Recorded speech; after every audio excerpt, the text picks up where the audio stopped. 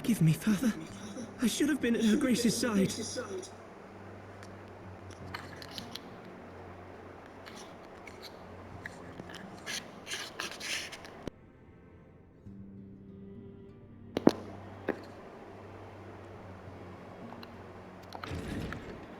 Save your tears. The Sultana yet lives. You. It was I who arranged this gathering. And judging by your perplexed expressions, it would seem introductions are in order. I am Dulala, head of the... What you said about the Sultana, is it true? Is she alive?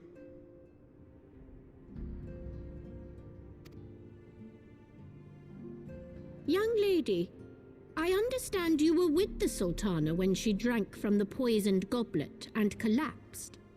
Would I be correct in assuming that you did not personally verify Her Grace's vital signs?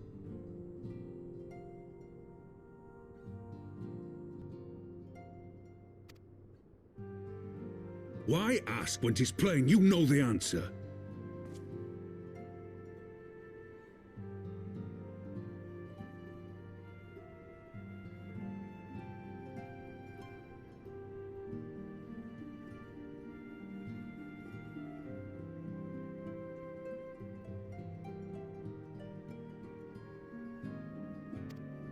Calm yourself, General, and let me finish.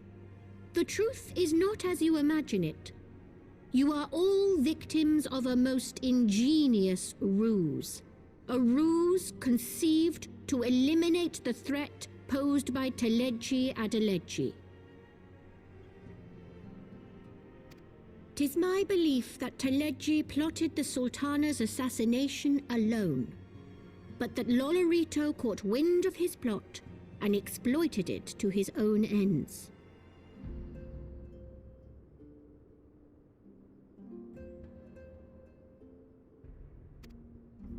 He sought to manipulate you into eliminating Teleji for him, and you duly obliged. At one fell swoop, he removed his two foremost rivals, all the while remaining above suspicion. God strike me down for a fool. But the Sultana, how can it be that she lives? She lives because Lolorito willed it. Her own lady-in-waiting is but one of his many little birds. By her sleight of hand, the poison was switched for a less deadly draught before it could reach her mistress's lips. Some manner of sedative, perchance? Of a potency sufficient to induce a Were I to guess, I would say Her Grace is being held somewhere, dreaming dreams of a brighter Uldar, even as we speak. Oh, Nanamo.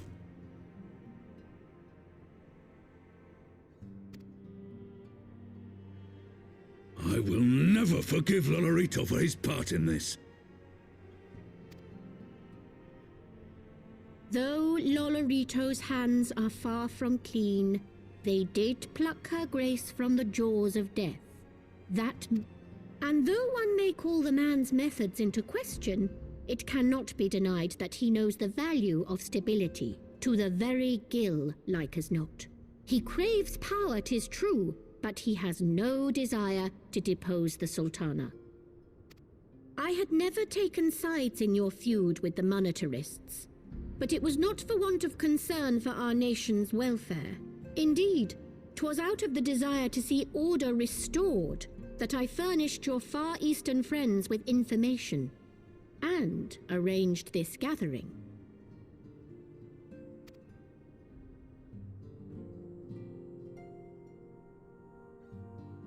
I hope you are ready to work, General, for there is much work to be done. Our first priority must be to bring matters back into balance. Lest you forget Her Grace's words, the true wealth of Uldar lies in the health, happiness and hopes of her people.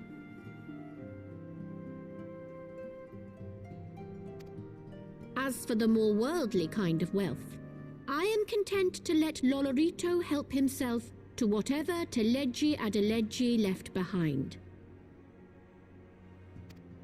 You, meanwhile, must do that which you alone can do. Rescue her grace and take your place at her side once more, for her sake and that of our nation.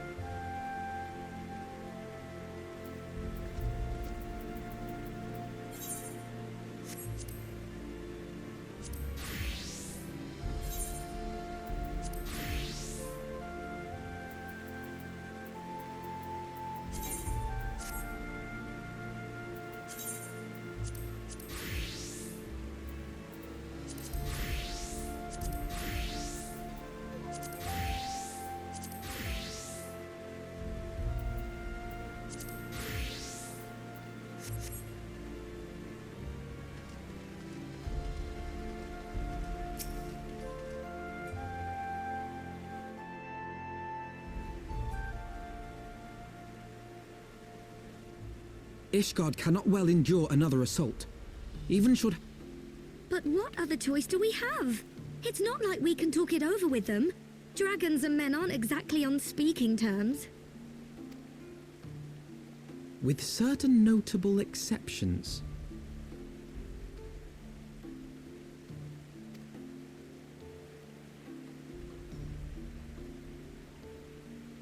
You don't mean Iceheart? When last you spoke with her, she lamented her crimes, did she not? Then there remains a sliver of hope. If we can persuade Iceheart to act as our intermediary, we may yet be able to convince Nidhogg to abandon his bloody course. If there is to be a meeting, I would accompany you. Estinian.